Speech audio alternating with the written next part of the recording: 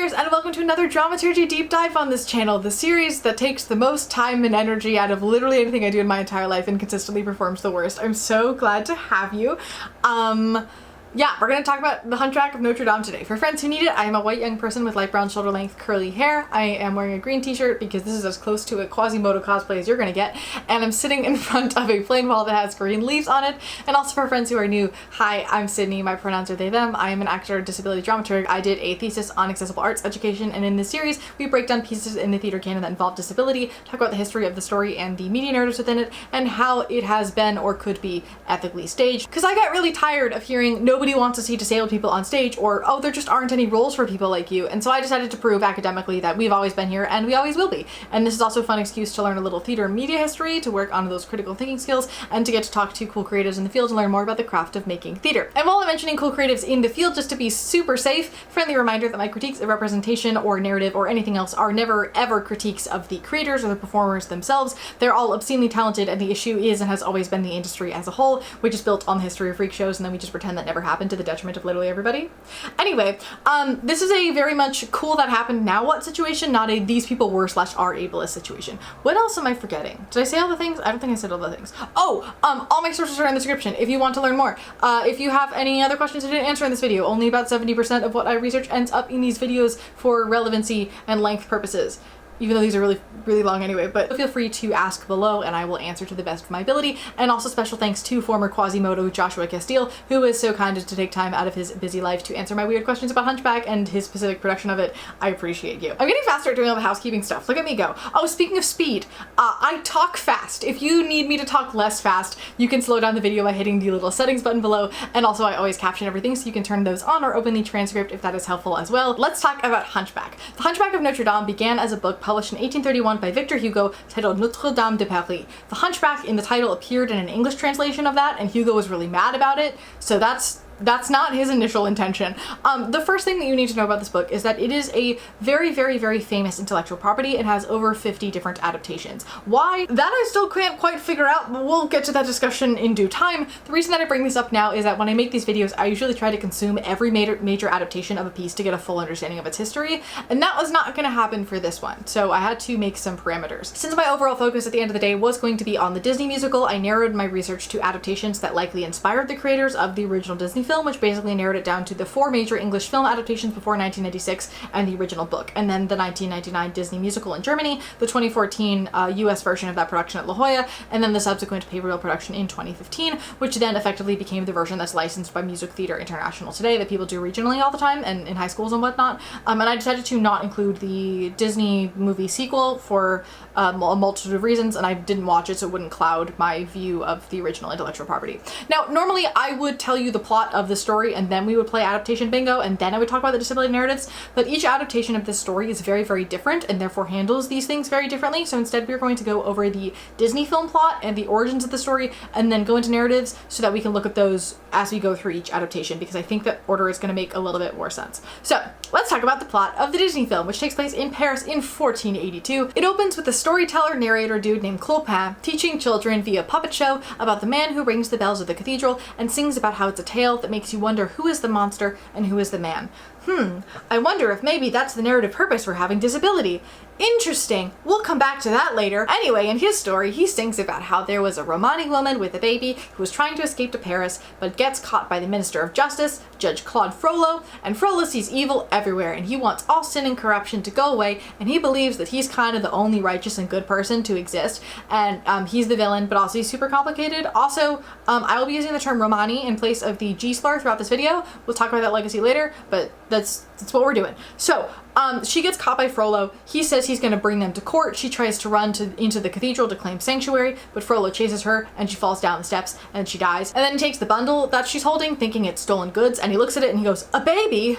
A monster." And then he tries to drown it, saying, "This is an unholy demon. I'm sending it back to hell where it belongs." But then the archdeacon stops him and basically says that he already has the guilt of killing the mother on his hands. He doesn't want to have the guilt of killing the child as well, shaming him into raising the child as his own. Frollo reluctantly agrees, but says Even this foul creature may prove one day to be of use to me, basically making it seem like he only cares about the child because he can make it useful to him. He then names the child Quasimodo, meaning half-formed, and then keeps him hidden away in the bell tower of the cathedral, where he grows up and rings the bells every day. I do just want to note that Quasimodo as a word either does or does not mean half-made or half-formed, depending on the source that you read.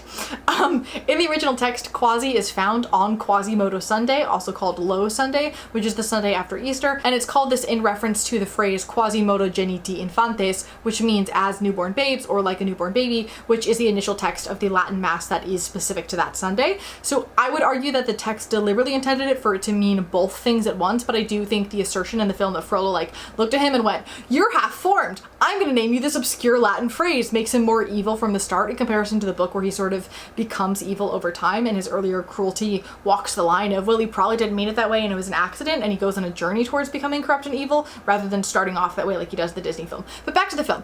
Now we meet an adult Quasimodo who is about 20 years old. This is also where I get to show you one of the silliest purchases that I've ever made that if you looked at the thumbnail you've already seen. This is Quasimodo. He was $6 standing all by himself on a toy shelf in a used bookstore in Arizona, and I couldn't leave him there. He was so sad. So now he's mine. Also, how weird it is that I go on a trip to take some time off and the first store I walk into has an entire Quasimodo just staring at me. Oh, visual description for those who need it. I'm so sorry. It's a plastic Quasimodo toy. It's about the length of my forearm. He's like 10 inches tall or something like that. And he has a little pocket that has a teeny tiny Phoebus, a tiny Esmeralda, a tiny Frollo, and a teeny tiny Quasi in it. He's really cute. I was gonna put him on the shelf behind me so that you could see him throughout the video, but I don't have a shelf behind me, so he's standing next to my water bottle in front of my camera staring at me instead. Anyway, focusing. So we meet adult Quasi. He looks like this. He vibes in the tower, he's friends with the gargoyles of the tower, and we learn that today is the Festival of Fools, and the gargoyles try to convince him to sneak out and go to the festival, even though he's not allowed to leave the tower. When Frollo comes out to the tower, the gargoyles all turn back into stone. They deliberately made it unclear whether or not the gargoyles were actually real or not, which is interesting because narratively that would mean completely different things. Like if they're real, they're afraid of Frollo and they hide from him, and also Quasimodo has friends and is semi-well adjusted. If they're not real, Quasimodo's only social interaction is with a guy who has super biased views, and this social interaction is also very rare, and so he talks to these inanimate objects for comfort, which might also insinuate some semblance of madness and further pathologization of an already disabled character, but I'm getting ahead of myself here. Frollo and Quasi talk, in which Frollo talks about how he's a good man because he looks at Quasi without fear, despite the fact that he is, quote, deformed and ugly, which are crimes for which the world shows little pity, basically saying that people outside will view him as a monster, and thus that's why he needs to stay in the bell tower. And it's important to mention that in this song, Quasi refers to himself as deformed, ugly, and a monster. This is then followed by him singing about how if he were in the skin of those people below, he would treasure every instant, basically equating able-bodiedness with freedom. Also, if you'll allow me 0.2 seconds to be a nerd, when it comes to disability media representation, there's a cycle we often see where stories will be told initially using physically disabled people, but then over time as politics and therefore tastes in relation to politics change, there is a shift away from physical disability toward mental disability. So like we saw a huge shift of this in film representation in the 70s as a result of deinstitutionalization. Another example of this media shift from physical disability in freak shows to watching crazy people on reality TV when they're sociologically the exact same thing. Or for an older example, if you look at how Shakespeare crafted his villains over time, they started as people with marked bodies and then they became people with marked minds. But what's interesting to me about this is that this song is literally just Mother Knows Best from Tangled, but Rapunzel is told she must stay in the tower because she's mentally unready to go outside and always will be. Meanwhile, 14 years earlier, we get a song where Quasimodo must stay in the tower because he's physically unready to go outside and always will be. So we see that trend happening in Disney media with disability, which is fascinating stuff. But back to the plot, and I'm gonna focus on it now. After hearing about how Quasi wants to spend one day out there in the universe, we see a young Romani woman by the name of Esmeralda dancing on the street for money. She then gets harassed by court people, I guess. Policemen were not a concept back then, but like that energy, guards, whatever, for dancing on the street. And then this blonde Disney prince-esque himbo of a dude shows up and helps her get away. His name is Phoebus. He is the new captain of the guard. Also, he is a war hero, but then ended up here. And also the musical gives him a light PTSD subplot, which is really interesting, but that's unimportant. Blonde himbo captain man named Phoebus. He and Esmeralda have a little moment, and then Phoebus and Frollo go off on a little walk together, and Frollo tells him about how, and this is almost a direct quote, the Romani's heathen ways inflame the people's lowest instincts, and it's their responsibility to protect the weak-minded from becoming misled by them. And then Frollo basically says that it's his desire to get rid of the Romani altogether, just like full genocide. But now it's a festival! Woo! This movie's really famous for being a hot mess when it comes to tone. We're just gonna roll with it. So it's the Festival of the Fools, which is described via a song titled Topsy Turvy Day, which I just need to take a moment to acknowledge how deeply genius this song is, describing the concept of how festivals like this existed to turn social norms on their head for a short period of time, to basically give everybody the chance to let off steam so that they would then be happier in the social positions that they're in on the day-to-day. But doing so in a very simple, kid-friendly manner. Just fantastic work all around. We'll talk about the history of this festival a little bit later. In the film, it's basically everybody's silly and does silly things, and there's food and dancing and fun stuff, and also some people wear costumes and masks, and there's an ugly face contest where people try to make the ugliest face, and then whoever wins is crowned the king of fools. Esmeralda finds Quasi in the crowd, who's kind of wandering around because it's his first time out of the cathedral. He doesn't know what he's doing, and she thinks that his face is a mask, and she's like, hey, do you want to be king for a day? And convinces him to go up and join the ugly face contest. Everybody realizes at the same time it's not actually a mask, and they're all horrified by him, and Frollo sees that he's left the tower and is also horrified, but they crown him as the king of fools, and they carry him around cheering, and everybody's having a great time and loving him, but then the guards throw tomatoes at him, which then makes the crowd turn on him and tie him down and spin him around on the pillory in front of everybody. This bit doesn't entirely make sense in regards to tone shift, but it's trying to combine two completely unrelated scenes from the book to move the plot forward in that direction that they want it to go without involving the major not so kid-friendly plot point that happens in between that, so I understand why this happened. Quasi then calls out to Frollo for help, and Phoebus is like, sir, we can stop this,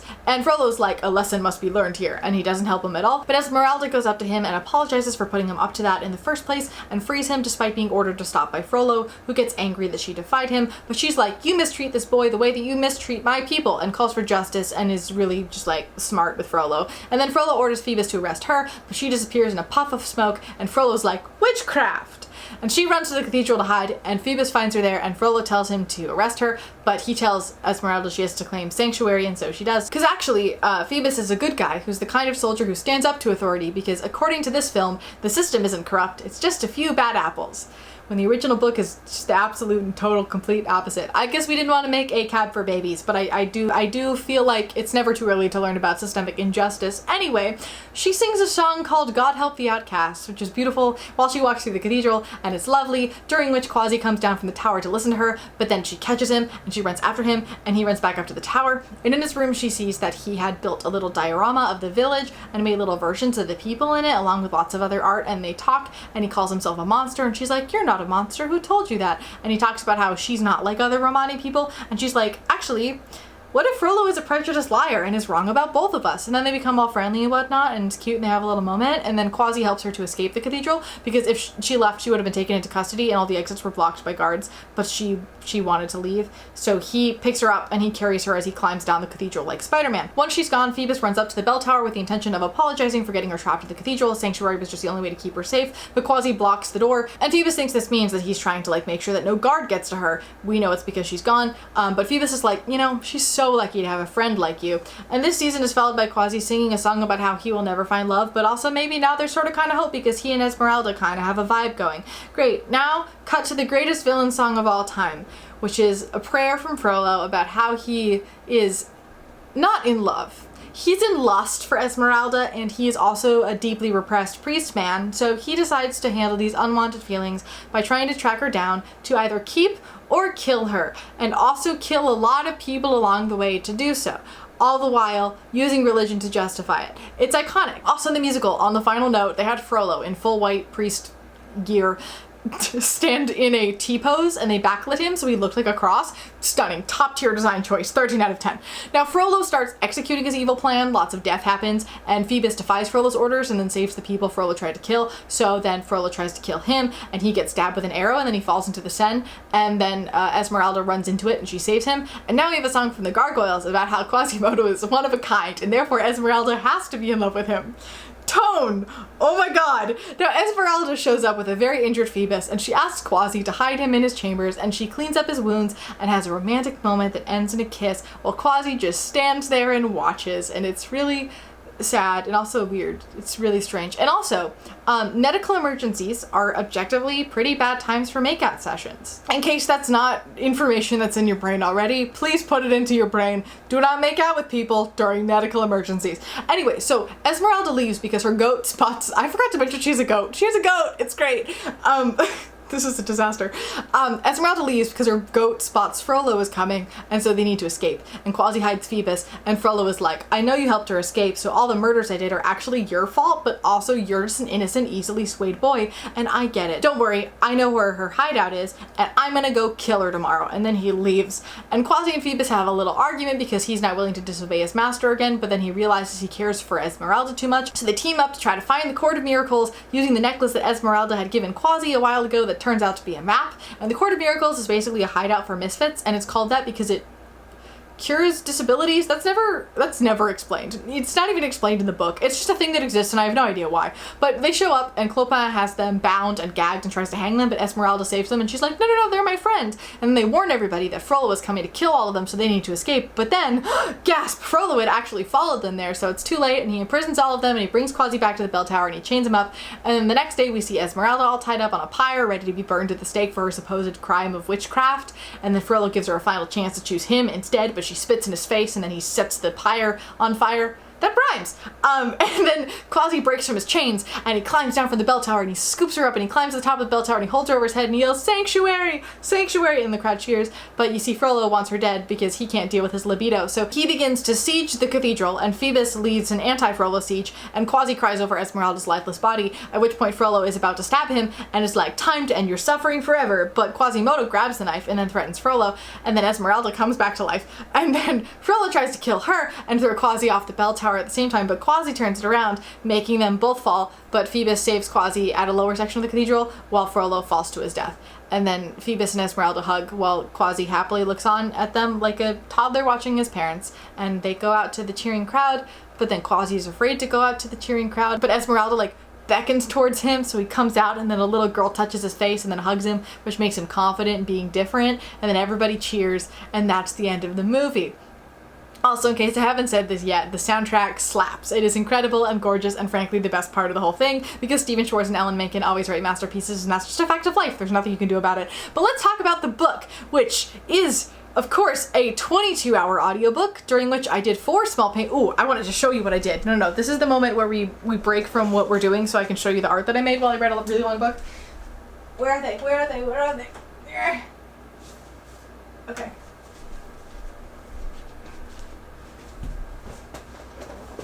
Okay, so during the 22-hour audiobook, I did 4 small paint by numbers. We have this one. We have this one. Oh dear. Oh, I'm a disaster. We have this one. And then we have this one. I also did another art thing that's in progress. I'll show it to you the next deep dive where I watch something really long, I guess.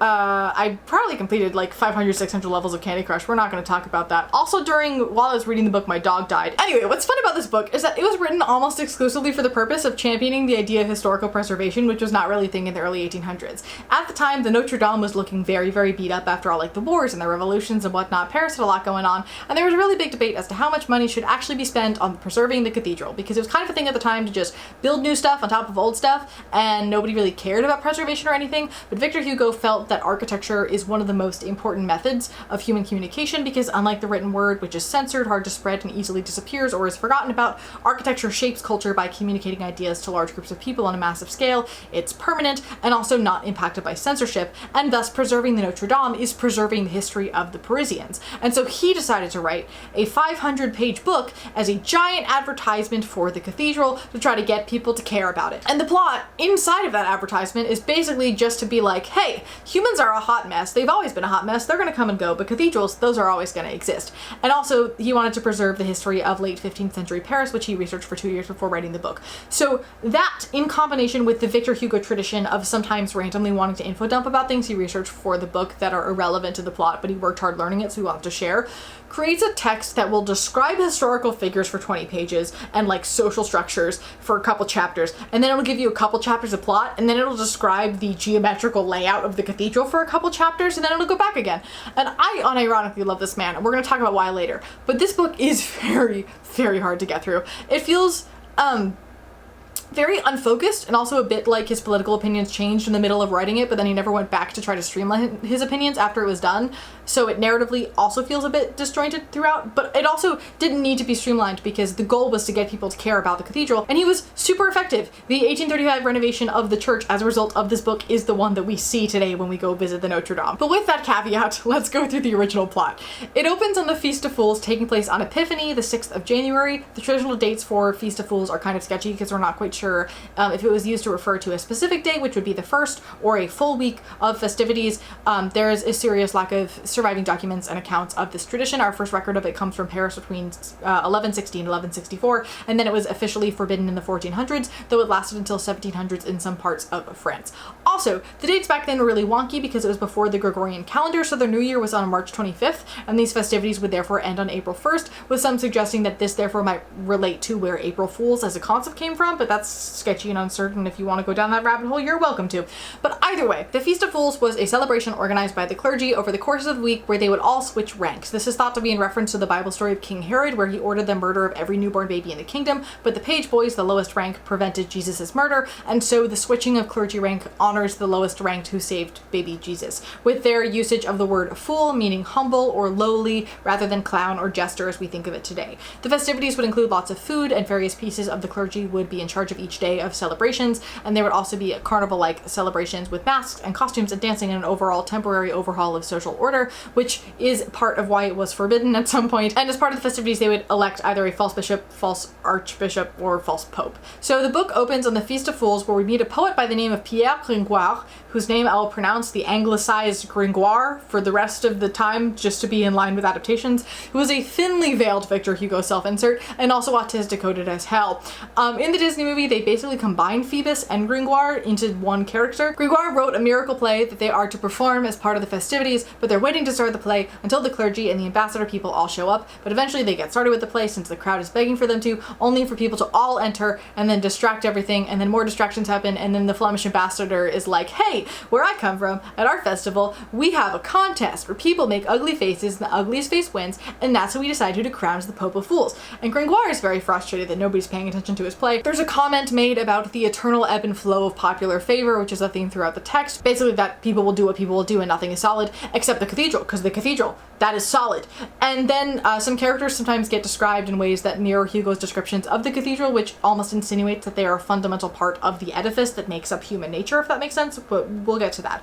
Quasimodo puts his head through the thing. They're all like, they put their head through a hole to make their face, and then everybody like goes in a line, and then when he puts his head through the thing, everybody realizes, oh my gosh, he just looks like that, and the crowd becomes very afraid of him. They're saying all the pregnant women need to look away from him to keep themselves and their unborn children safe, and saying that his disability is basically witchcraft or devilry. But they crown him as the Pope of Fools anyway, and they carry him around, and Quasimodo is described as a huge head bristling with red hair, between his shoulders an enormous hump, a counterpart perceptible in front, a system of thighs and legs so strangely astray that they could touch each other only at the knees, and viewed from the front resembled the crescents of two scythes joined by the handles.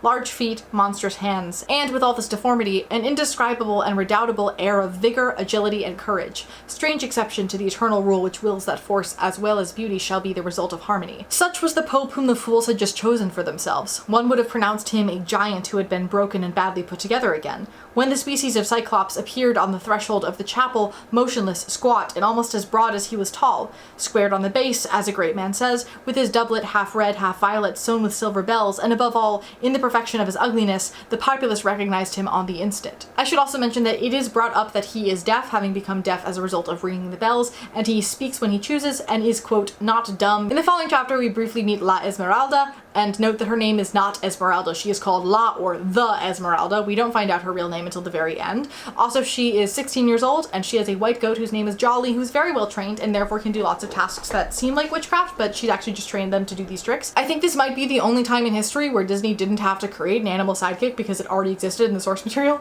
Also, objectively, Jolly has the craziest storyline of any character in the story, and I love him for it. But anyway, so Gringoire is very upset about his play not going very well, and so he contemplates drowning himself and decides to go on a walk to get out his energy, only to be stopped in his tracks by watching the beautiful Esmeralda dancing. He also sees an old reclusive woman yelling curses at the girl. We'll return to that lady later. Also, Archdeacon Dumbclad Frollo is also there, and he also yells at her for witchcraft and whatnot. So Gringoire is watching all of this. He then sees the parade carrying Quasimodo appear in the square. Quasi spots Frollo and immediately kneels before him, and Frollo takes off the crown for the Pope of Fools, and they converse via signs and gestures, and then Frollo takes him away. The people yell at Frollo that they want to keep parading around their false pope, but Quasi defends Frollo by growling at people as he leaves. Now, Gringoire was hoping to get money for doing his play, which would have helped him be able to pay his food and rent, because being a poet is not the most profitable of jobs. And since the play went really badly, he doesn't have that money, so he hopes maybe La Esmeralda's people might take him in and give him food and lodging for a bit, and therefore he follows her home from a distance like a creep. But during this trek, he hears her scream and he sees two men holding her. One of them is Quasimodo. He tries to run to help her, but Quasi throws him off and carries Esmeralda away until Phoebus, the captain of the king's archers, appears and saves her. Also, when we're talking about book Phoebus, I need you to imagine Gaston. He is not Disney Phoebus, he is a womanizing piece of trash. But he saves her. She learns his name, they look at each other like they're really into each other, though it's totally puppy love on her side and straight up lust on his, and then she runs off. As Gringoire continues to walk, he's like, I feel like maybe the other guy who tried to kidnap her was Frollo. But he's a clergyman, so why would he do that? And then he comes upon tons of disabled people and starts to feel afraid, but then they're all suddenly cured when they arrive at the Court of Miracles, and they take him to see the King of Thieves. And the King of Thieves is a man named Clopin, who somehow became the narrator man in the Disney film, and I'm still not sure why they chose his character in particular for that purpose, because the narrator being Gringoire would have made a lot more sense, but sure. I'm wondering if the fact that the disabilities are cured once they get to the Court of Miracles implies that since this is the home of all the beggars and the thieves, Hugo means to say that many disabled people are just faking their disabilities for money?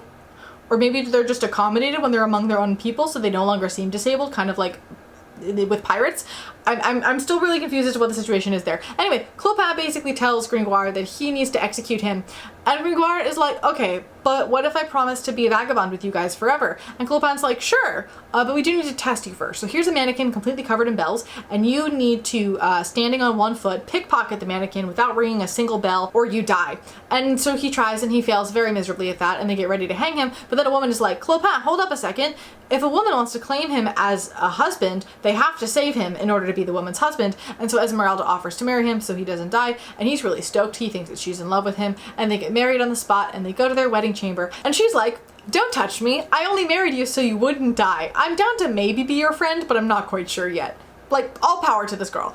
The next hour and a half-ish of the audiobook is just descriptions of architecture. Uses the word parallelogram a lot. Moving on, next we learn about the backstories of Frollo and Quasi. Quasi was found left on a bed of wood in the church, a place where it was customary to expose foundlings for public charity, and whoever wanted to take the babies would just take them. He was there on Quasimodo Sunday at the age of about 4 years old, supposedly after being found on the banks of the river. Frollo saw a lot of nuns gathered around the spot, and they were whispering, and they were saying the child was a real monster of abomination, and something not Christian, in short, which ought to be thrown in the fire or into the water, and took pity, so he decided to adopt the child. We then learn about Frollo, who had been a school prodigy growing up, but his parents died and he had to raise his younger brother Jean. And Jean turns out to shirk his studies and only care about going out to bars and using his brother's money to do so. But anyway, his love for Jean is why he decided to take Quasimodo as a sort of investment of good works. He then baptized and named the child and hid him away in the tower. We also learn that Frollo is becoming increasingly weird and sad and rigid and refuses to even look at or be near women. He tried to get Romani people banned because he didn't want to look at them, and he's also really into alchemy.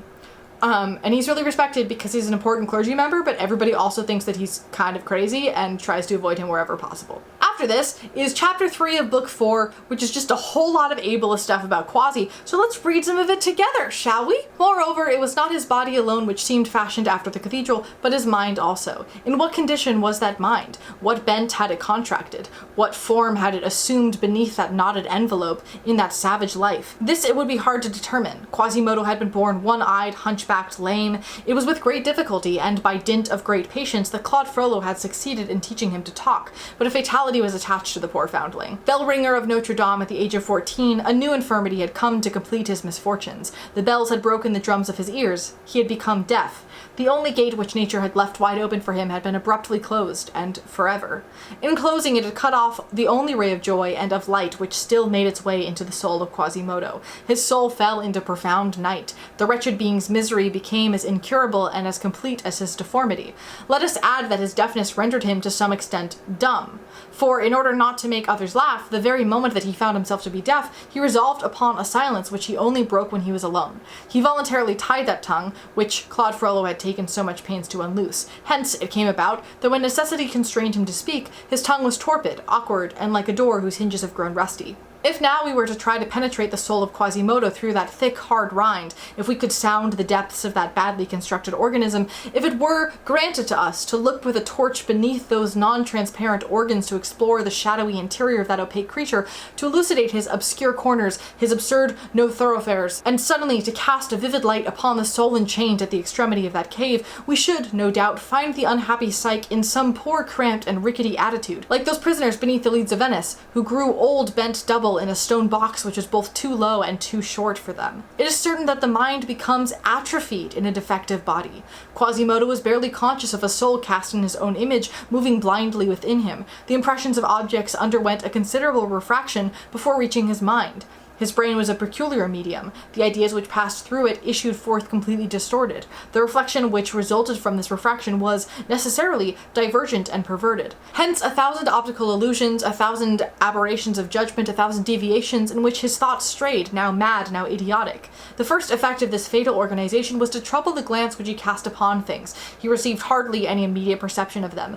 The external world seemed much farther away to him than it does to us. The second effect of his misfortune was to render him malicious. He was malicious in fact because he was savage. He was savage because he was ugly. There was logic in his nature as there is in ours. His strength, so extraordinarily developed, was a cause of still greater malevolence. Malus pura robustus, says Hobbes. This justice must, however, be rendered to him. Malevolence was not perhaps innate in him. From his very first steps among men, he had felt himself, later on he had seen himself, spewed out, blasted, rejected. Human words were for him always a raillery or malediction. As he grew up, he had found nothing but hatred around him. He had caught the general malevolence. He had picked up the weapon with which he had been wounded. After all, he turned his face towards men only with reluctance. His cathedral was sufficient for him. It was peopled with marble figures, kings, saints, bishops, who at least did not burst out laughing in his face, and who gazed upon him only with tranquility and kindliness. The other statues, those of the monsters and demons, cherished no hatred for him, Quasimodo.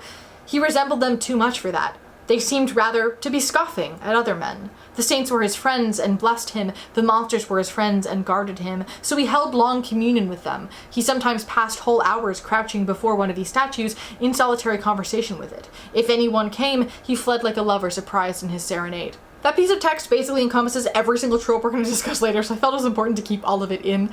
But this is followed by a rant about how the printing press is going to kill the church, aka the idea that the book will kill the edifice, and that architecture was the great handwriting of the human race, which we discussed before. He also talks about how architecture also exists in metaphorical senses, like the hierarchy of the church, for example, is a form of architecture, and all cultures create architecture of different kinds, implying that not only is the newer thing, in this case the book, killing literal architecture as we move on to the next thing, but not recognizing the past and moving on to the new thing is destroying the culture overall. Then we go back to the actual plot, where Quasi is in court for trying to kidnap La Esmeralda.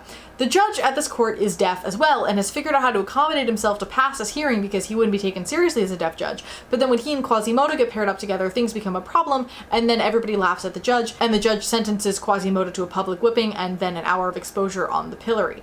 Side quest here to learn about the old woman from earlier. She is a recluse because she had a very rough life, but then she had a daughter and was the happiest she'd ever been, but then one day some Romani people came and stole her baby, and all she was left with was one teeny tiny baby shoe and a disabled child who she then exorcised and then eventually exposed it in the cathedral where it had become Quasimodo. And the woman became convinced based on rumor that the Romani had cannibalized her child, so she curses any Romani person who comes near her because she hates them because they ate her child. So, to clarify, Quasimodo is a Romani child, and a white baby girl was stolen by the Romani about 16 years ago. I wonder where this storyline is going to go. Now back to the plot, once again, Quasimodo's on the pillory and he calls out for water and the crowd is horrible to him. They blame him for causing the disabilities of all the other disabled people in town, but La Esmeralda goes up to him and gives him some water and he sheds a single tear. Another side quest moment, get a lot of those, where he describes how the cathedral's central stained glass window during golden hour seems to flame like the eye of a cyclops, again drawing parallels between Quasimodo and the cathedral. Next we meet a beautiful young woman, and her name is Fleur de Lis, and she is betrothed to Captain Phoebus, but he's very uninterested in her. Their conversations are super awkward. It's all really stilted and weird because he's used to hanging with his friends in the tavern and speaking with his friends in like the tavern vernacular, and speaking formally like he has to interact with her feels really unnatural to him. But Fleur's little sister sees La Esmeralda dancing in the square, so they all go outside to watch her, where they also see the immovable statue of Frollo looking at her. Oh look, architecture language. And then Phoebus beckons to her, telling her to come up to where they are. And when she comes in, the ladies all realize that La Esmeralda is way prettier than them, and they all get super jealous, and Phoebus refers to her as a fair child and feels like himself with her, and they click. But also, child. You're calling her a child and you want... Sure. Frollo talks to Gringoire about La Esmeralda and learns they're married, and then gets really angry, and he keeps asking him, like, have you ever touched her? And Gringoire's like, no. She wears this amulet that's supposed to protect her, and if she does the no pants dance with somebody, it loses its powers of being able to protect her. There are so many moments where Frollo asks Gringoire questions, and he's just so excited to be getting attention that he gives Frollo way too much information, and Frollo consistently uses that information against him and Esmeralda, and it's very funny. It's unfortunate, but it's very funny. After this, there's a little sorcery alchemy attempted cursing of anybody named Phoebus situation, as well as Jehan being annoying situation, and then Jehan and Phoebus go to a bar together, and they're tailed by Frollo, and we learn that Esmeralda is supposed to meet Phoebus there that evening, and Frollo gets really angry about it, and Jehan and Phoebus get hammered, and Jehan is a lightweight, so Phoebus just leaves him asleep in a corner, and then La Esmeralda shows up and he takes her upstairs, and he tells her like he loves her, but he also says her name wrong and clearly does not care for her in the slightest at all whatsoever. Meanwhile, she's like, what's your religion so we can be married? And so he starts to just take off her clothes, and it's bad, but then Frollo, equally as horny as Phoebus is, breaks in and stabs Phoebus, and then Esmeralda faints and feels the touch of fire on her lips, implying that Frollo kissed her. Nobody knows that Frollo was there, so she gets framed for the murder. The next day, Gringoire walks through a huge crowd and he sees a trial of a woman, and then he realizes the woman's his wife, and he watches in horror. And we see her trial where she keeps saying she's innocent, but they won't have it, so they decide to torture her, and she confesses under torture, and they sentence her to death. They also, and this is real, bring the goat in for questioning and accuse him of witchcraft and sentence him to death as well, as a goat. Frollo then visits her in prison and does a whole monologue about how much he loves her and how he was happy before knowing her, and now he's miserable because she's from hell and sent to torture him, but also he loves her, and he stabbed himself when he watched her get tortured because he just couldn't take it. But also he wants to imprison her in order to free himself because he's a weirdo. And she keeps asking if Phoebus is okay and calling Frollo a monster and an assassin, and he tells her that Phoebus is dead. He never checked to see if that was actually the case, but that's what he's decided has happened because he's like, I stabbed him, so he's probably dead. We as the audience learn that he's not in fact dead, and he's just really embarrassed about the whole situation, and he hopes people have forgotten about it by now. And so once he's healed, he goes to visit his betrothed, but they're all distracted by a parade, which is Esmeralda being brought to the gallows. And Frollo once again offers to save her if she chooses him, and she declines, and then she sees Phoebus, she calls out to him. Just as she's about to be hanged, Quasimodo flies down a rope, he whacks out the guards, and he scoops her up and he yells sanctuary. Frollo, upset at being turned down by her, ran off before this happened to go take a swim in the Seine to try to get some clarity of mind, though also don't go swimming in the Seine. So he assumes she's dead when she's not dead, and Quasi takes care of her, giving her food and his own mattress, and he tells her that he's very ugly and it frightens her, so she shouldn't look at him, only just listen to him. He also says, my misfortune is that I still resemble a man too much. I should like to be wholly a beast like that goat. And oh, why am I not made of stone like you, to one of the gargoyles. Over time, the two of them become semi-friendly. He dotes on her, leaving her presence and taking care of her, though she rarely sees him. He gives her a whistle that is a tone that he can still hear in case she needs him. And at this point, both Phoebus and Frollo find out she's alive and have existential crises over it. Frollo copes with this by breaking into her room and holding her, but then she fights back and uses the whistle, which makes Quasi run in and fights the man attacking her, only to realize who it is, and then he kind of shrinks back. A side quest for Frollo and Gringoire to have a discussion about how great architecture is, I guess, for a bit. But then Frollo promptly changes the subject. He asks where the girl is. He says there's a document in Parliament that's going to revoke her sanctuary in the cathedral, and Gringoire is like, oh no, I must make a plan as to how I can save her. Here, Frollo, this is my plan as to how I'm going to save her. Meanwhile, Jehan, no longer able to steal money from his brother, decides to join the vagabonds in a way that can literally only be described as the way Stede Bonnet from Our Flag Means Death thinks he's a pirate. It's almost adorable. Then Clopin plans to get everybody together to break La Esmeralda out of the cathedral, and so he distributes weapons, and they march in silence to the Notre Dame, and Quasi spots the army. He thinks it's an army coming to take Esmeralda away, and so he decides to let her sleep and face them himself to save her. So he starts dropping things on them, a wooden beam, some giant stones, and then he sets some lead on fire and he pours it through the gutters onto the people below, causing a whole lot of casualties, which, if we're looking at Quasi as part of the church's architecture as is implied throughout the book, this means the church is defending herself. Again, architecture will last forever if we take care of it, while people are easily gone in an instant.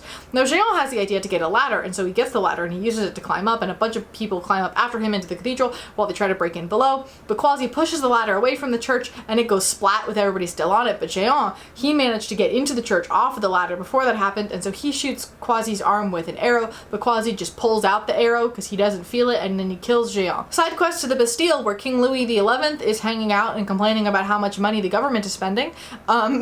You know, in the middle of a battle, it's fine. Gringoire gets brought to him for some reason, and the king says that these people are rebelling against me, so we will end her sanctuary because how dare they rebel against me. Also, Gringoire is about to be hung, but then he escapes, and then the king's troops arrive on the scene. Meanwhile, Quasi goes to check on La Esmeralda, only to find out that she's gone. It turns out she'd heard everything. She got scared. She started to pray. Gringoire saves her and Jolly, the goat, and they walk off together. They get in a boat and they go through the Seine, and then the mysterious man in black who is helping Gringoire with the boat turns to Gringoire and goes, "You can only save one." And so Gringoire grabs the goat and he runs. Chaos. In a shocking turn of events, the mysterious man is Frollo, and he brings her to the gallows once again, giving her a final chance to choose him. And she chooses the gallows because it causes me less horror than you do. She's 16 years old. Look at her go. Now, he has a full breakdown trying to get her to choose him, and she says she loves Phoebus, and he brings her to the old recluse to keep her in one spot while he gets the people to execute her, because he's like, the recluse hates reminding people, so she'll keep her around. But while she's with the old lady, the lady goes, "Your people ate my baby Agnès," and they both realize that La Esmeralda is actually Agnès all grown up, and the lady's like, "I will do anything to save you. You are my daughter." And so she hides her, and she lies to the officers, and she does everything she possibly can, and Esmeralda is nearly saved, but then Phoebus comes by, and Esmeralda runs out shouting his name. Poor child. Anyway, so they put up a good fight, but then the guards carry them away and the old woman dies of a broken heart. And then Quasi's still searching for her. He realizes this was all Frollo's doing. He sees him watching something from the tower and follows the eyeline to see Esmeralda on the gallows. She dies. Frollo laughs like a demon, and Quasi throws him off the tower. He then looks down off the tower and he goes, "Oh, all that I've ever loved." And in the epilogue, we learned that the bells went silent and Quasimodo disappeared after this day. Gringoire lived happily ever after with the goat. And 18 months later, in the crypt where prisoners are put, they found two skeletons, and one with a curved spine is holding the other. But when they try to detach the two, the one with the curved spine crumbles into dust, because at the end of the day, he was the only one who truly loved her. So the Disney movie isn't horribly incorrect plot-wise. The main points are there, though she lives at the end and Phoebus isn't a dick, and Gringoire and Jehan just don't exist, and they smushed several plot points together. But it is a closer adaptation than a lot of other Disney-fied fairy tales are. But the biggest question for me after reading this book is, like, why? Like, it's not a bad book, but it's not a great one, nor is it one that seems to logically be the kind of story that might make people want to make over 40 adaptations of it. But there are a handful of very important reasons as to why this is the case. The first is that people did not travel a lot back then. So the things that we read and think, this is unnecessary, everybody knows what X, Y, and Z looks like, were not a given back then. I forget which book it is, but there's another book from this era that spends like several pages describing a banana because people had never seen a banana before. So long, detailed descriptions of things were how people created this image in their head and got to escape the way that we do when we watch Knights and Castles on TV. So what is kind of uninteresting and feels redundant to us today didn't feel that way back then. Except the one line where he says flesh-colored feet.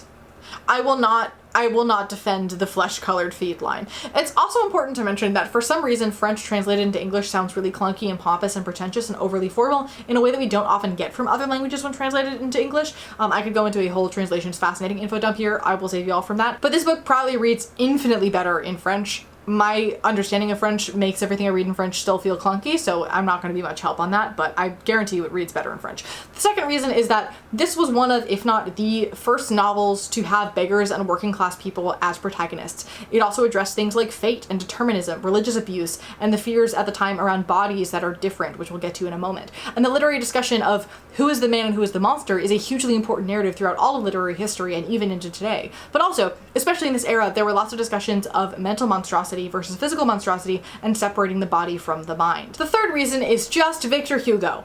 as a dude, he was so cool. He grew up traveling the French Empire with his dad, who was a general in Napoleon's army. He then became an author and playwright as well as a visual artist. His paintings and drawings are gorgeous, and in 1851 he was exiled and wrote anti-monarchy stuff that was smuggled into France along with other political texts. In 1859, all political exiles were granted amnesty, but he decided to stay in exile because he wanted to be able to continue to speak out against the government, at which point he wrote and published Les Miserables, which is politically all over the place because as things kept changing politically in his country, he kept updating his ideas the more that he understood what was going on, which I respect very, very much. Les Mis became a huge hit because, much like Notre Dame, it told the story of underdogs and understood exploitation and marginality. It was also very common for Civil War soldiers in the US on both sides to bring the book with them into battle and read it in the trenches. He returned to Paris in 1870 after Napoleon surrendered to the Prussian army, and he was then elected to the National Assembly and Senate and worked in politics for most of the rest of his life. And again, his politics changed a lot over time as things changed. He campaigned against slavery, torture, and capital punishment. He did justify colonialism as a means of ending slavery, but then also seemed to sort of kind of change his mind on that later as well.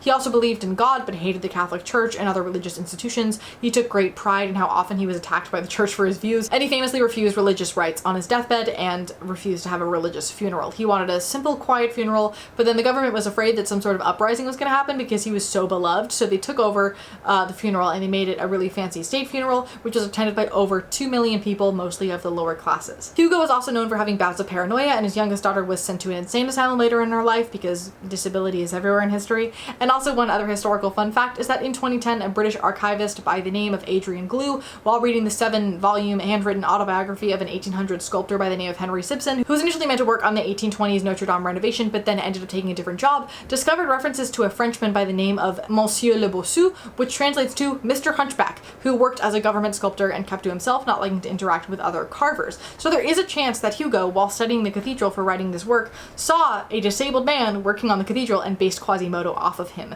because Quasi's facial difference is meant to be reference to the structure of the cathedral, but the rest of his physicality isn't necessarily. But let's talk about disability, which is very interesting in this case because we were looking at a period piece within a period piece, and 1831 specifically was a very interesting time for disability narrative because disability as a social category was created as a result of capitalism, declaring who could work and who could not work. And in the 1830s, we are seeing the beginnings of a sharp rise in capitalism, as well as the beginning of commercial freak shows and the beginning of the popularization of hospitalization and institutionalization and specialized schooling for disabled people, just starting to medicalize disability. In general, regardless of time period, we've always treated disability more or less the same way because humans are going to human. It's always generally been pathologization, either via medicine and or religion, pity and charity, and villainization as the primary responses. But how that manifests socially and politically changes over time. In 1482, when Hunchback takes place, disabled people were seen as possessed by the devil and often treated as a punishment or a warning from God. In this era, we also saw what were called idiot cages, a cage where disabled people might be suspended in the town square for people to look at them, but at the same time, there was also the deserving poor, aka the disabled people who could not work, who were offered religious charity and care. Before special schools existed, it was common for disabled people to be raised and cared for in convents or monasteries. Also in this era, we see royal courts often have companions who were developmentally disabled and or short-statured people effectively kept as pets or used as clowns. We don't start to see the idea of medicalized disability until the 1570s. It was purely moral at this time. I would argue that the way disability is handled in the original text is firmly on the line between both eras of disability understanding, in that he uses the witchcraft devilry language of the 1400s, but also the pity and supposedly humanizing dehumanization of 1800s literature. But again, human views of disability haven't actually changed exponentially, and history is soup, so it's a little bit complicated.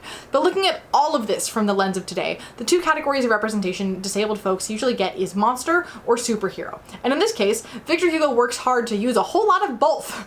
On the monster side, he's deliberately beastly and inhuman. Not only is that monstrous language used throughout, also if you're new to disability language, monster as a term was historically used to describe someone born outside the course of nature, but the way that he has superhuman strength, the way that he growls at people and communicates through grunts and short phrases, the way he's described to move through the cathedral, that is all connecting his disability to inhuman traits. Those things can be true, like some disabled people do growl at people or speak or move the way that Quasimodo does, but they should not be referred to as animalistic traits or used narratively to signify that, if that makes sense. It also connects disability with inherent violence, referring to him as malicious and savage and having him kill literally so many people at the end, and not even properly understanding the situation and therefore why he was killing people. But his violence is also explained in a very similar way to the violence of to the violence we see in Of Mice and Men, where he's just a man-child who can't control himself. He doesn't quite know what he's doing. He is savage and violent because he's isolated and unreachable as a result of his disability.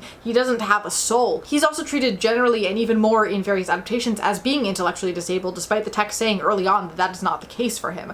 Though he is later described as idiotic, so maybe they did mean to portray him in this manner, but he is constantly infantilized. And in adaptations where they want to make Quasi more likable, they infantilize him further, so it becomes a sort of pitied love of him rather than seeing him as an equal human being. In regards to infantilization and monstrosity specifically, I kept thinking throughout this about a more recent and famous Who is the Monster, Who is the Man story, which is the film Shape of Water, which you may have seen, where they use a lot of the same narrative tools as Hunchback and also equally infantilize and create a he's just a little guy, he doesn't mean to be violent, he just misunderstood, and you need to be careful with him narrative with this monster as well, which doesn't feel as odd because he's more closer to being animal than he is person, but you see where this becomes a really, really slippery slope really quickly. Another part of the disability narrative that we get with Quasimodo is a reinforcement of the stereotype that disability means unrequited love and asexuality. And not just that disabled people don't have sex or a sexuality, but also this indirectly reinforces the idea that asexuality is something wrong that needs to be treated and is directly related to disability.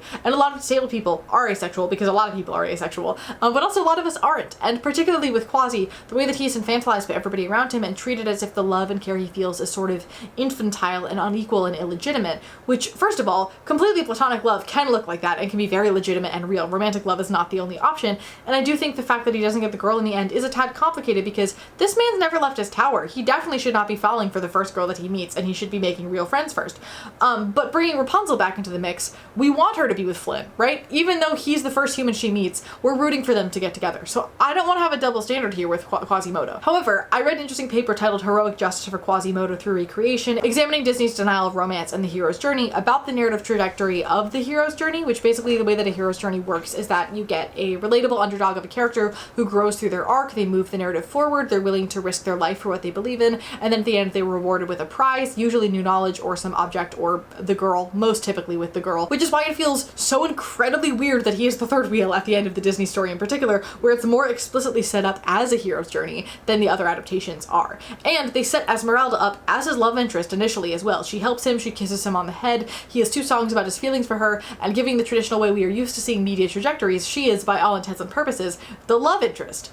Until Phoebus shows up, which also brings on the question of masculinity, as disabled men are often viewed by society as less masculine men. So when Quasimodo is put next to Phoebus, who's the perfect vision of cishet able-bodied normativity, we see Quasi as less of a man and also less of an adult, which is then furthered by how he is infantilized, with Esmeralda constantly calling him friend, offering her hand to him like a mother does a child, and the way that Phoebus and Esmeralda somewhat behave like parental figures to him rather than equals. And this is interesting in other adaptations where Phoebus is portrayed as the jerk that he is, and Esmeralda is portrayed as the teenager that she is, because in those cases we have Gringoire who becomes the perfect boy instead. Quasimodo is always positioned as somebody who can be loved as sort of a loyal dog rather than an equal human being. And I know the sequel he does find a girl, and I also know that technically in the original Esmeralda calls for Phoebus until the moment she dies, so were she to live it would make sense that she chooses Phoebus, but also the Disney film changed so many other things, so why couldn't we change that aspect too, you know?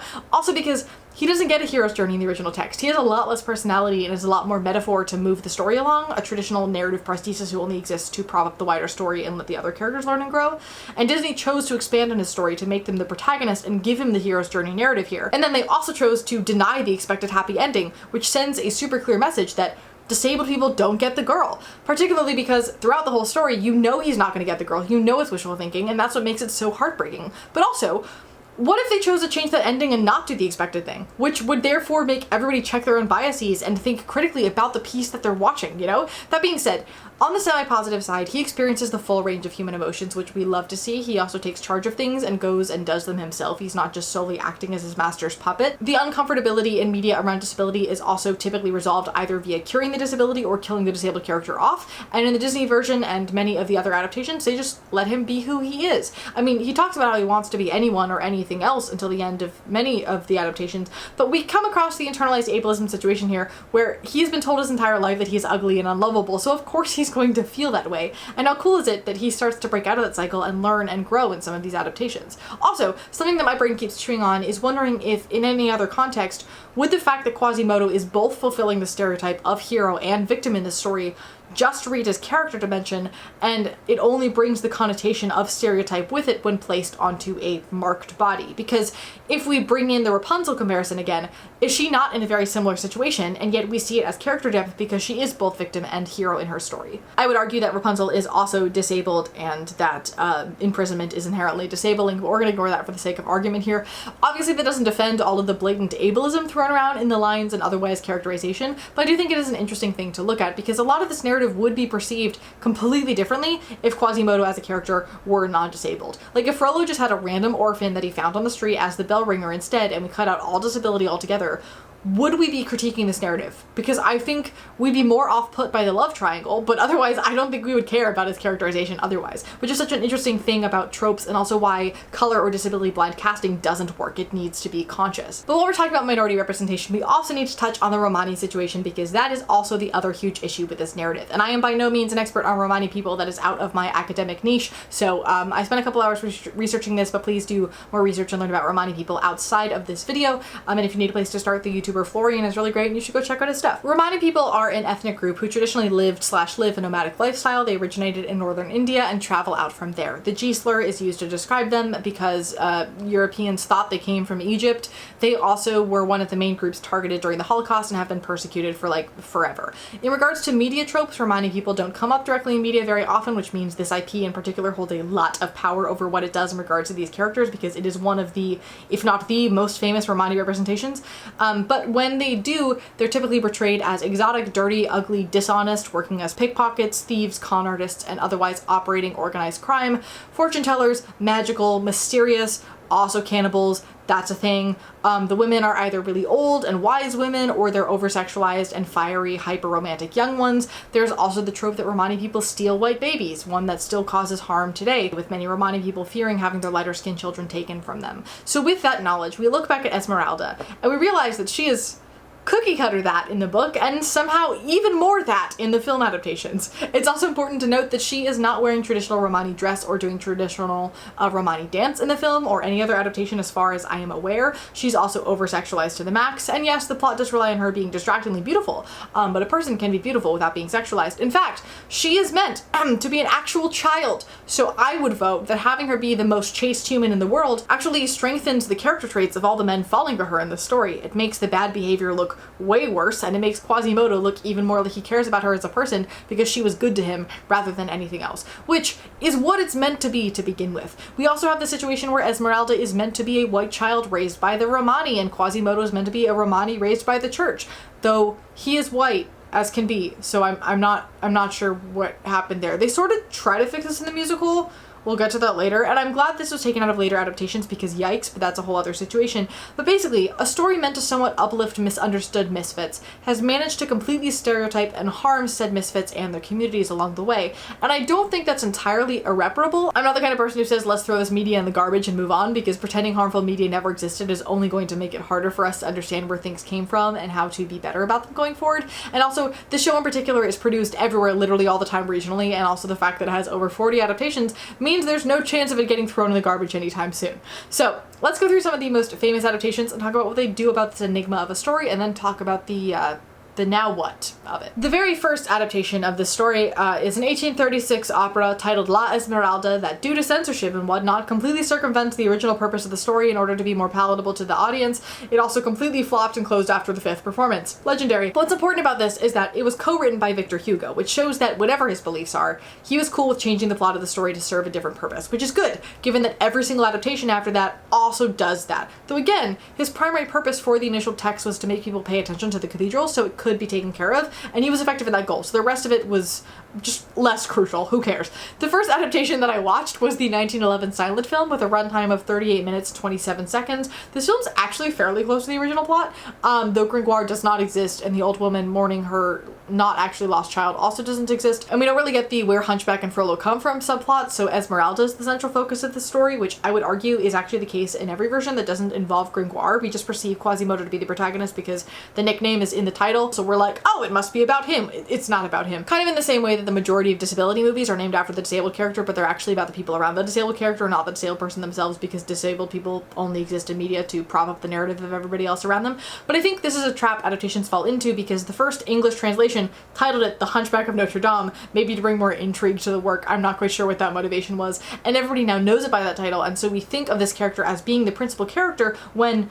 until the Disney version, he wasn't. And I would argue, given the trajectory of the story, it is kind of weird to try to make him the protagonist when it's objectively, narratively, Gringoire's or Esmeralda's story. But anyway, this initial silent film and the following one 12 years later are really important parts of disabled film history, because this is when we start to see narrative expediency come into play. You can only use so many words on screen, and the film needs to be universally understood, and so you need to make sure that your visuals are super clearly showing what they're trying to accomplish. And so we see some disabilities used to make characters creepy or scary, and other disabilities used to make them helpless victims, which meant that filmmakers, when choosing what to adapt, were picking very well-known works with very well-known aesthetics, often ones that included big, hulking, scary people, because those stories were easy to tell visually. We see more of this in the 20s with Nosferatu and Phantom and Richard III and Jekyll and Hyde, sort of Dr. Caligari as well. It pops up a lot. Also, 2 years before the 1911 film, there was a film adaptation of Les Mis, so Hunchback was the logical next step for all of those reasons. The 1923 film is the first one to sort of bill it as a tragic love story. This one runs an hour 48 minutes and is also really close to the original text. By the way, if you're bored, the silent films are both on YouTube. We get Gringoire and his plotline again, also the old woman in this one, though they never reunite at the end, which is sad. And Louis XI is a semi-large character for some reason, and Clopin, King of the Beggars, raises Esmeralda as his own, also for some unclear reason. He's also friends with Jehan for some reason, maybe to show that Jehan is like closely connected with thieves and whatnot to make him more menacing. They did the thing we see in a lot of adaptations where they're afraid to criticize the church, so they made the older brother Archdeacon Dom Claude Frollo, and a very good archdeacon man, and then they turned his younger brother Jehan Frollo into a government official, and they have him be the master to Quasimodo rather than the archdeacon. The Disney film in particular walks the line between whether Frollo is a judge or is related to the church somehow, which they then walked back for the musical. Also, in true love story fashion, at the end Esmeralda lives and is a happily ever after with Phoebus, while Quasimodo dies of a broken heart. And the Quasi in this version is interesting, first of all because he's played by Lon Chaney, who is a coda, meaning child of deaf adults, and he is as close to an actually deaf Quasimodo that we get until 2016 basically. His Quasimodo was very spunky and spiteful with a lot of disdain for the people below who treated him terribly, because he isn't super isolated. He regularly from the tower interacts with the people below, and he makes faces at them and he spits upon them, which makes him feel less tragic at the end of it all, which is interesting, and I don't really know how I feel about that choice, to be honest. The next film was the 1939 version that was meant to be a sound remake of the 1923 silent film with much of the same team, but then the rights got sold a few times, so it ended up not being that. And this was the first ever film shown at the Cannes Film Festival before the rest of it was cancelled due to the war. This script is an interesting one because it had two major influences. The first is the time period itself. The pre-World War II political climate was a very rocky one, and many people in the film industry were either escaping Russia and Germany themselves or using what connections they could to help other creatives escape. The second influence is the Hays Code. If you're unfamiliar with the Hays Code, which censored film and television from 1934 to 1968 and is the reason we have queer coding, I have a video about that which I'll link above. But some important parts of the Hays Code include that films must punish evil deeds such as adultery and cannot ridicule or critique religious faith or religious characters, specifically forbidding ministers of religion from becoming comedic characters or villains. The Hays Code was also semi-sketchy around portrayals of disability, but if you read between the lines, it more or less requires a disabled character to be either completely evil or completely saintly and never in between, which I guess is also the case for everything else. But the idea of the moral censorship code is that nothing morally wrong should ever corrupt the minds of its viewers. There are also specific rules in regards to other things in the story, such as kidnapping and murder, but the original story more or less follows the requirements of the censors anyway, so it wasn't a big deal. But this means that the final product film that we get here, while still miraculously pretty close to the novel, if not more so than the silent films actually, has certain edits. We have the Jehan Frollo swap from the silent film is here as well, and the Archdeacon Frollo is the nicest guy imaginable. He tries to stop Jehan from being the worst. Also, King Louis is an even larger character in this one, and he's like a silly old man who goes around helping people. Phoebus, who in the book survives the stabbing, ends up dying because we cannot have an adulterer run free, and the scene is also kept fairly chaste because we cannot insinuate sex out of wedlock, and it doesn't happen at an inn. It happens outside so as to further not imply that that could ever be a possibility. They didn't include the old woman who had lost her child subplot, but they do have a whole scene where Esmeralda goes into the church and learns how to pray, so see, she's not a heathen. This is also the youngest, most age-appropriate, and lightly clueless Esmeralda we ever get on screen, which I I think works best for her character. It takes away some of her agency and makes her more of a damsel in distress being thrown around between men, but it also emphasizes how deeply weird and creepy both Phoebus and Frollo are towards her, while also giving her agency in her relationships with Gringoire and Quasi. Also, speaking of Gringoire, he's in this one. Great. Also at the end of the film, she realizes that she loved him the whole time and they end up together for some reason. Also another Hays Code thing, Clopin leads the army to try to save Esmeralda in the cathedral. Gringoire tries to tell him not to, but he refuses, and so Gringoire goes to the king to very nicely ask for help, and the king's like, sure, I'll help you, and pardons her and all of her people, because they wanted Quasimodo to be a good guy, which means if he's violent, he has to be violent toward the bad guys, and Clopin and his friends are bad guys because they are thieves and pickpockets, but now they're double bad guys because they think violence is the only way to fix things, and they ignored the peaceful option, which leaves our main good guys as Gringoire and Quasimodo. And speaking of which, Quasi is played by Charles Laughton, whose performance most people say is the definitive Hunchback. It's very similar in looks and behavior to the Disney version. He's also portrayed as very innocent and kind and childlike, which is where we start to see the significant infantilization of this character creep into further adaptations. He also mentions at one point that one can speak to him in signs, but then we never once see that happen during the film, and this dialogue is pulled straight from the text, so I get it, but I also don't. In regards to narrative, there is a really strong focus on the persecution of the misfits. This is the first version of the story that leans towards social justice. It portrays the Romani people as being discriminated against in a more modern way, where they're denied entry into the city without a permit, to connect to how Jewish and Romani people were being treated in Europe at the time. And with the king's behavior at the end, it sets itself up as a sort of message that the people in power hold a lot of control over matters and need to do what they can to save the little guy, which brings back the strong narrative about the corruption of power we have in the original that criticizes the church, which obviously they couldn't do here because of the censors, but the sentiment is still there. There's also a huge thing about the printing press and the way it can change and sway public opinion, which sort of mirrors the discussion of that in the original text, while also mirroring the media is important in changing public opinion on things social justice theming that they were going for. After this is a 1956 Cold War era French-Italian film. I skipped this adaptation. Then we have the 1982 Anthony Hopkins. Anthony? I don't know. Whatever. One of those. That version. In this film, he plays Quasimodo, which is an interesting case because Hopkins is undiagnosed autistic at the time that this film was made, so we have a disabled person who didn't know they were a disabled person playing a disabled character. I think this has to be my favorite film of the non-Disney adaptations because it is the closest to the original text. They're also the first film to acknowledge the fact that traveling performers included disabled performers, which brought me a lot of joy. Esmeralda ends up with Gringoire again. I don't know, man. We didn't get the dramatic turn to dust ending for Esmeralda and Quasimodo until the 2015 Paper Mill production.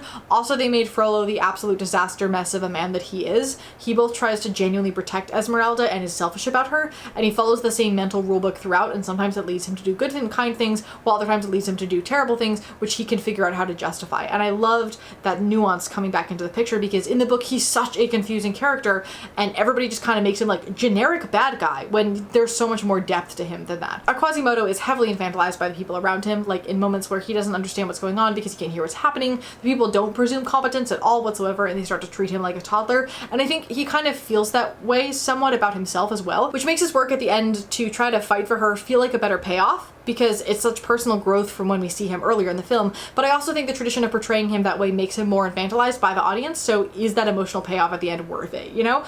Also, he helps Esmeralda escape, but he gets caught by the guards and he ends up falling to his death at the end. Just to keep the timeline going, even though we've talked about the Disney one extensively already, the Disney film came out in 1996. This narrative is more focused on Quasimodo himself and added more fluff to make him the protagonist rather than following the plot of the book as much.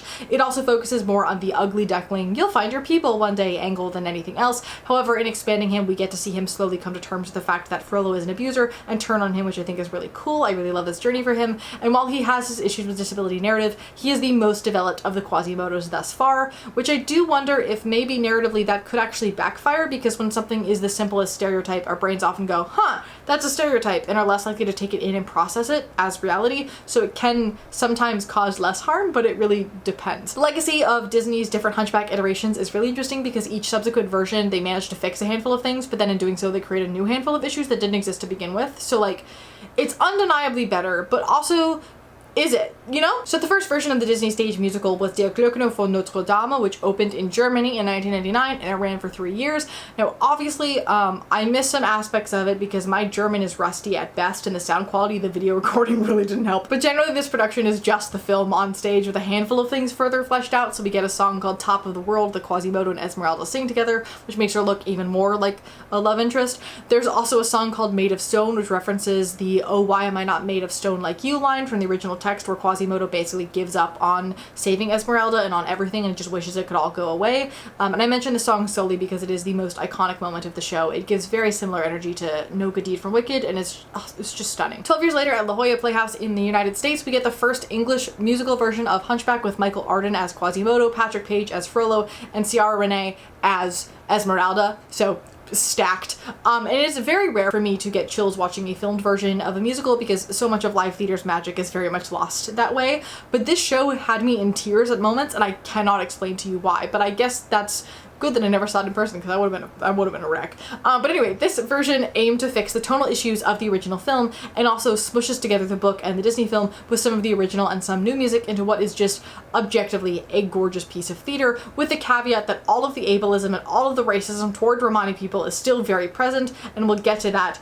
The script just doesn't age well. But that aside, it's a beautiful show. So let's talk about the differences, other than like, it's in English this time. First thing is that the initial scenes are super different. We meet Jehan, who is less of a rogue dude stealing money from his brother and more a college student being a college student, if that makes any sense in the slightest. And he's all like, Claude, you need to loosen up, come to a bar with me. And then he brings home a Romani girl named Florica, but the priest walks in and kicks Jehan and Florica out, and Frollo then doesn't hear from Jehan for many years while he moves up in ranks to become the archdeacon, and then he receives a letter, so he runs to his brother where he learns that he had been traveling with Florica, who had died of the pox, and he's about to die too, but also he has a son, and he wants Frollo to take care of the baby, which Frollo agrees to, and then Jehan dies. Now the thing about this is, on one level, it sort of fixes the question as to why two Romani parents had a white redheaded baby, because now they've made him mixed, so that's an improvement, I guess. But on another level, the idea that Frollo is willing to raise a random child says something about his character that is completely different from being willing to raise his nephew. And from a disability perspective, the prominent idea that disability is a curse upon parents for poor behavior is accidentally present here in a way that I don't think was intended. Also, there's this framing device where everybody's introduced in plain church robes, but then they take them off to reveal their character. So next we see the actor playing Quasi walk on and take off his robe, and he sings What Makes the Monster and What Makes the Man, and then he puts on the pieces of his costume and becomes Quasimodo. And this is another situation where the artistic idea is really, really cool, but the historical context of it makes it an issue. Because a common trope with disability in film is to include a framing device or some sort of dream sequence as a sort of like, hey, just a friendly reminder, the actor isn't actually disabled, they're acting, so don't worry about it, it's totally fine. And the imagery of somebody putting on a disability like a costume isn't great. It's not ideal. And I say this as somebody who often uses this sort of framing device. I love seeing costumes go on and seeing physicality change. I love shows that sort of build the story up around you like that. Water for Elephants on Broadway right now does that sort of, and it's beautiful. But I also think this is definitely not the time, place, or situation for the usage of that framing device.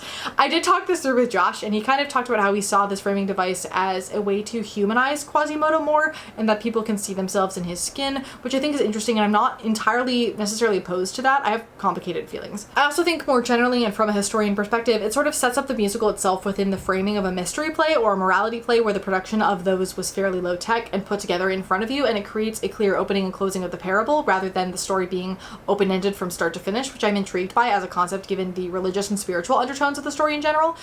So I'm conflicted on it. Other changes, just jumping through my notes, our Phoebus is a little more Gaston-esque, but also has a slight PTSD subplot, kind of into this characterization of him personally. I much prefer it to the Disney film. Also, Frollo is deeply, deeply confusing and in general bad, but also complicated, which I love to see. We've talked about that earlier. I particularly like how in the Feast of Fools scene, he ignores Quasi's cries for help initially, but then the second time around, he's like, you should all be ashamed of yourselves, and he acts all like pious and like he just didn't know the first time around. This Frollo is a very sneaky, manipulative guy. One thing that I don't love is that he now hates the Romani because of what they did to his brother rather than hating them because he's just a super prejudiced guy. Also, he repeatedly refers to Esmeralda as my child, which makes it 10 times creepier, and I love it. Also, one other thing I thought was off-putting, specifically due to the Romani context, was that in the Feast of Fools scene, we see Clopin pretending to be disabled to beg for money, and then he stops pretending. He also uses the word cripple at some point. And they really made his character a terrible person in the show, and I kind of feel for him because Clopin's a complicated dude as well. But in the Court of Miracles scene, they really emphasize the miracles, and I'm not sure what the point of that is because I don't think that helps the actual narrative of the story along. The silly, goofy gargoyle trio is completely gone. It's replaced by a chorus that is sort of the gargoyles but sort of not, and they're a lot more tonally in line with everything else, which I quite like. I have one note that literally just says, third wheel, the song. They really flesh out the relationship between Esmeralda and Phoebus to further be like, well, see, she and Quasi are just friends, and she and Phoebus are prince and princess, but it creates even more awkward moments for Quasi. Also, they insinuate that when she's in jail about to be executed, Phoebus comes to visit her, and then they get it on. I don't know why that's there. They could have done literally anything else. The script says they kiss and lay down together for the night, but the way that it was staged implied more meaning than that. But anyway, not important. The other thing I noted are that when he decides to go and try to save Esmeralda, the line was, he could remain stone no longer, which references him wishing he could become a gargoyle, but with the added context from the original book about Quasi as part of the cathedral, the fact that in this moment he's actively choosing to no longer be a part of the edifice and instead be among the people really stuck out to me. The other major thing is that they changed the ending. He carries her away yelling sanctuary, and she tells him what a good friend he is, and then she dies, which is then what makes Quasi turn on Frollo, giving him more momentum up until he throws him off of the bell tower. After repeating Frollo's "the wicked shall not go unpunished" back at him, which is just legendary behavior, by the way. We also have the moment where he says, "There lie all that I've ever loved," which is just heartbreaking and beautiful. And then Quasi carries Esmeralda's body off while Phoebus stands back and watches, at which point the chorus all comes forward and they paint their faces like Quasi's, and they stand a little atypically, kind of like Quasi, and that's the end, and then he takes off his costume, so it becomes a sort of a circular ending. I asked Josh about this moment as well with the paint and what he interprets it as, and he basically said that it kind of points to the fact that at any point any of us could become the monster or the man treated like the monster. In regards to characterization, Esmeralda is played by a person of color, not a Romani person as far as I'm aware, so while it's definitely an improvement, not perfect.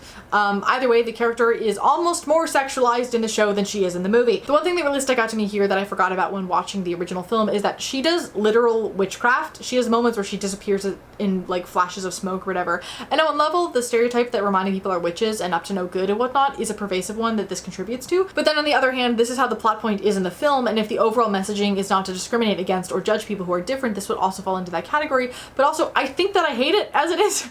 I also loved how the so-called witchcraft in the book was that she trained her goat to be able to count, and everybody's like, oh my god, he's a demon.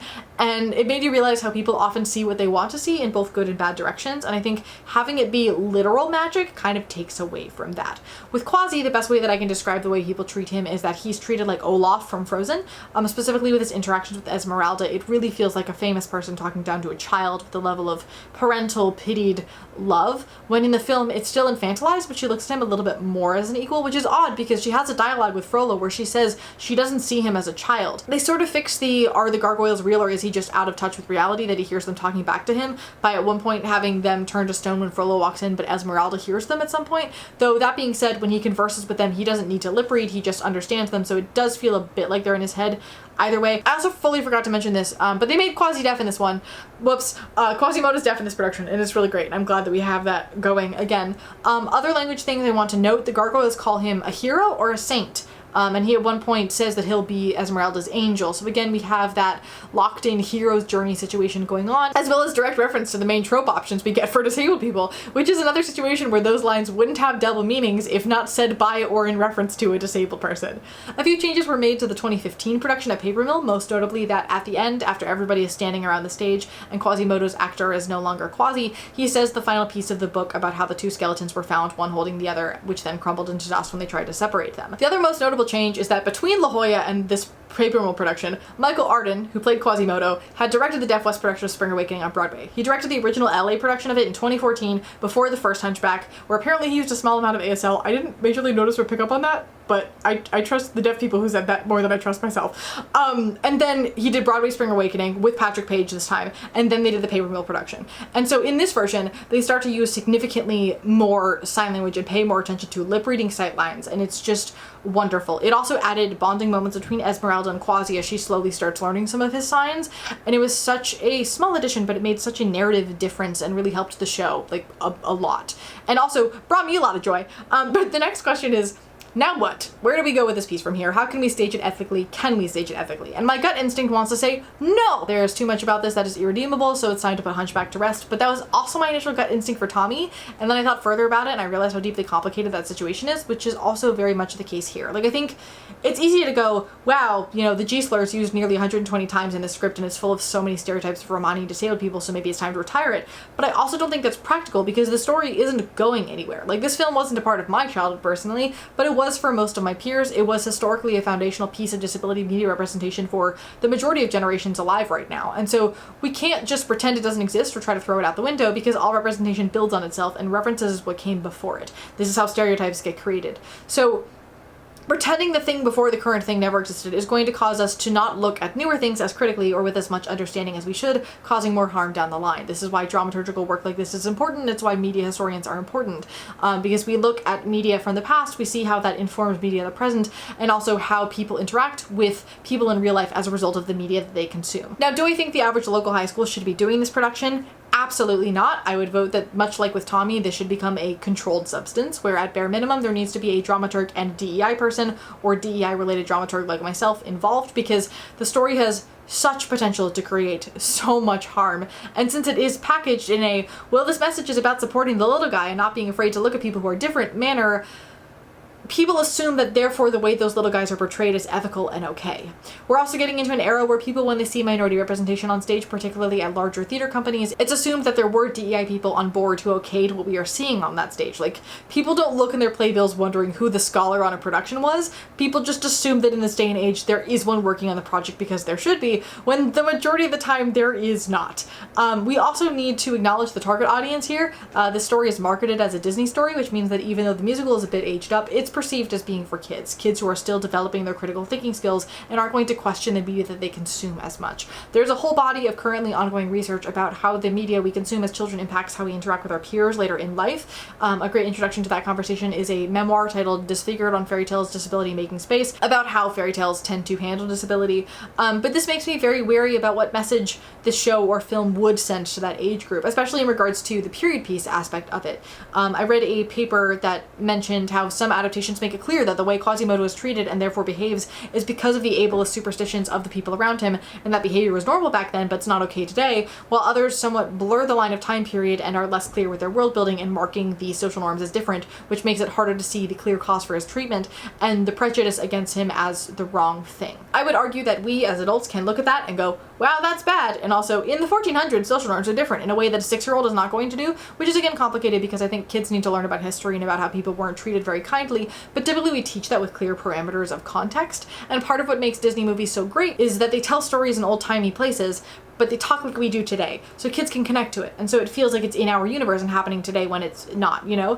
Other examples of this would be Pocahontas. We know who the bad guy is, we know his racism and his paternalism are bad, but the lighter versions of it that are echoed by the good guy who then learns over time, or by the people around the other characters, that's liable to be taken at face value. Or the Newsies discussion, which we talked about when I was doing Tommy, where the use of crip or cripple is historically reasonable, but if I had the chance to edit the script, that word would only find itself in the mouths of the villains and be left out everywhere else for the sake of clarity. And I do think the academic discussion I read was a little like, kids don't understand anything. They're vulnerable in a way that I just haven't experienced in my many years of working with kids. But I do think understanding extensive nuance in this context requires their parents to fully understand that nuance, understand why the nuance is important, and then explain it to their kids outside of the media that they're consuming if the media doesn't address it directly, which Hunchback does not. And that's not a thing that we can count on, because as media literacy is getting exponentially worse, that's just the state of reality. And I don't want to spoon feed media literacy to people. I think you can make messy and nuanced and gray area representation that people can fully comprehend and understand. But I don't think that this piece is there yet, which I say as if it's still in development when it's not. Like, unless they rewrite the script entirely for the new live action remake announced in 2019, which is itself an interesting discussion because I know many in the Romani community are hoping this might be the one chance for Esmeralda to finally be authentically cast and get to wear authentic traditional Romani clothing and do traditional Romani dance for the first time. But I also can't imagine that Disney is going to be willing to authentically cast Quasimodo because they're going to want to stunt cast the leads, and there's only so much that can be done to the script without tearing it apart and rewriting the entire ending. And also, like, Disney live action remakes are not let's turn the stage musical into a movie, or often not let's update the original IP, which I really wish that they were both of those things. They're just a remake of the original film. But either way, we don't have enough information to know what the situation is there, but fingers crossed for authentic casting for once. I'm not going to get my hopes up though. But let's talk about authentic casting for a second, because that brings up the last two productions I haven't haven't talked about yet, which are the deaf ones. Heck yeah. I did not see either production, but I watched all the videos I could find, and then I talked to Joshua Castile, who's Quasimodo in the second one, about it for a bit, so we're gonna go off of that. The first production was in 2016 in Sacramento, with Quasimodo played by John McGinty, and then the second one was in 2018 in Seattle, with Quasimodo played by Joshua Castile, as I mentioned earlier. The way both of these were structured was that the deaf Quasimodo would sign, and then a gargoyle would stand by him and speak or sing the lines along with him, and sometimes they would sign the same thing at the same time. I don't know much more about the first production, but in Josh's version they had the gargoyles and the saint interact with him in ASL, also implying that they are definitively in his head and nowhere else, so the paired voicing gargoyle is part of his subconscious. Just from what I've watched, this sort of eliminates a piece of the Olaf effect because it shows more of the linguistic disconnect between him and others, making him feel a bit less young and unaware. Also in the clips of the Sacramento production, Frollo keeps forcing him to lip read rather than using his more comfortable forms of communication, which further visualize how Frollo acts like he cares about Quasimodo but doesn't actually put in the effort to do that, which I love, love, love, love. Josh had it so that Quasi doesn't canonically know sign in the sense of his communication with other people, but his subconscious is in sign because he still thinks that way. My only critique of this version would be that having the gargoyle sing for him and be with him the entire time sort of undercuts Quasimodo's solo moments, because he never actually has a solo moment, and so it ends up feeling a little clunky in some moments. Less so now that Josh has explained to me the dramaturgical reason as to why they did what they did. Like, I get why having a show shadow cast with two people on stage, why it works for this, but I still feel like it slightly decenters Quasi himself. And I do think in regards to authentic casting for Quasimodo, and this is complicated because we run into the scarcity situation, but since different disabilities are experienced in such different ways, I would love to see a version of Quasimodo who has a facial difference or some other visible physical disability, or even centering that identity over Quasi's deafness, because the way that he's treated and judged is based on his visible disabilities first and his hearing status second, and there's also so few roles that deliberately center people with facial differences, especially in comparison to how much deaf theater we have. So to me, I feel like that should be more prioritized when it comes to authentic casting, but again, this is super complicated. In my dream production, Esmeralda and Quasimodo would be as authentically cast as logistically possible, with Quasi voiced offstage so he gets his full characterization. The framing device would get removed or at least shifted. The Géant opening sequence just needs work. The G slur would be taken out. I wasn't able to find specific linguistic breakdown as to what terms were used when historically, but it seems like Romani was used back then, so I don't see why it can't be used now. And if we do want to keep the historicity of the term, have the villains use it like the slur that it is, and then have Esmeralda and her people use the word that they use for her people. Also, she should wear authentic dress and do authentic dance and be significantly less sexualized. The thief situation needs a firmer line drawn between thieves and Romani, with them collectively being misfits. That wouldn't fix the stereotypes, but it would break them in half at least. And having a Romani person playing the role would help a lot as well. I haven't worked out what to do with the magic situation just yet, but if that can be avoided or cut and focused more on her doing things that are easily explainable, but they think those things are magic, I think that would serve the narrative better. The Court of Miracle stuff, completely unnecessary, as is Clopin pretending to be disabled to beg. The overall narrative things can't be changed. I'm a realist, but I think smaller edits like this would help exponentially. And also some of these things are stage directions, they're not lines, which means that a production bound by the specific script and a performance contract could feasibly change these things without breaking their contract. Also, the ASL stays, obviously that's implied by having a deaf Quasimodo, but if I had full control, the script needs a little bit of a comb through with the dramaturg because a lot of the run-ins with tropes or double meanings are definitely accidental. But overall, a quandary that I have been having about this that moves beyond Hunchback and into the idea of ethical storytelling more generally is there a way to tell a story asking what makes the monster and what makes the man without causing harm and exploiting a minority community? Because other versions of this narrative that I can think of, because this is a hugely popular storytelling framework, also use a disabled person or a person of color as their original, like, you thought they were a monster when you first looked at them, but then they aren't kind of character. And I think what's so captivating about this story to me as a researcher is that it really makes me question how and why we tell stories, in the sense of, is the main outcome or the overall lesson learned in a story worth the more minor harm it may cause to get to that point, because maybe the final lesson would negate the initial harm. And it also is a fantastic example of how different narratives on different bodies or different body minds, if we want to bring in mental disability, which you know me, we always do, hold completely different weight and completely different meaning. We've spoken before about how a lot of harmful disabled narratives can be fixed by putting an authentically disabled person in the role, because all stereotype is based in something, and once you have somebody authentically in the role, they fill in the rest of what's missing from the character with their authentic lived experience, and it suddenly works. And a lot of this has to do with the fact that many non-disabled actors playing disabled people approach it with the idea that disability is the character, and therefore focus more on looking authentically disabled than on crafting a person who happens to have a disabled body mind. Which I do want to specify, in case I have not appreciated Michael Arden's performance enough, which I don't think that I have. He didn't do this. Obviously authentic casting is the ideal option for the show, but also theater has always been behind in regards to that, and the show is 10 years old at this point, so it is what it is. And I'm not going to say, hey, if you want to learn how to be a non-disabled person pretending to be a disabled person, study his performance, because no. But what I will say is if you want to learn what ingrained physicality and heavily researched attention to character looks like, study his performance, because he infused a level of humanity into Quasimodo that I have not seen in any adaptation, which is not a critique of the other actors, but simply an acknowledgement of how wildly incredible his performance was. And part of that is due to the fact that theatrical acting and film acting are fundamentally different mediums. But this is a situation where Michael disappeared and I was just looking at Quasimodo completely. It was just astonishing work. But the reason that I bring this up, other than the fact that I just love complimenting people who are good at what they do, is because the level of care and research he put into that role is the only way that this story, as it currently stands, can even semi-feasibly work for both Quasimodo and for Esmeralda, because they both have massive weight on their shoulders as characters. They have so much history behind them and they hold such an important piece of the cultural consciousness. And on one level, with roles like that, it's easy to get bogged down by that legacy. I know when I was doing Curious, I had to like take moments and put the history aside and be like, I know I'm stressed about making world history, but I need to come at Christopher in a way that's authentic to my lived experience and my understanding of this character. But even when I went and did that, it was still very heavily informed. And I think we're at a turning point with the story where that's the only ethical option. I also think the script needs a little bit reworking, the framing device needs some discussion, but my overall assessment after about 2 months of living with this work in my bones is that it's not a bad story, and it's also not a story that's going away anytime soon, but it is one that requires a good deal of attention and care, because when viewed uncritically, it can cause a whole lot of harm very, very quickly, which for me makes me want to play with it more, because I love a challenge when it comes to creating and adapting art. But I do think in general Hunchback is not a story to be taken lightly, like the, oh, it's a Disney movie energy around it seems to imply. And it's also not done in its growing journey as a piece either. I anticipate many more adaptations in the future, and I look forward to seeing where they go now that we have more attention to minority issues in media than ever before. But we'll see. I'm not going to get my hopes up about the perfect Hunchback ever existing, because frankly I don't even think that's possible. But to wrap all of this up in a nice little bow, which I don't think is possible, but I really just need this video to be over because I really am hungry, please let me know your thoughts on this in the comments, particularly if you have nostalgia for this piece or grew up with it, because I don't have that frame of mind toward it, and I think that would heavily change my opinion even more toward defending it, but honestly, who knows? And as always, thank you for listening, thank you for learning, remember to never too late to start over, and critical thinking is sexy. I look forward to seeing you, my dear, in the next one.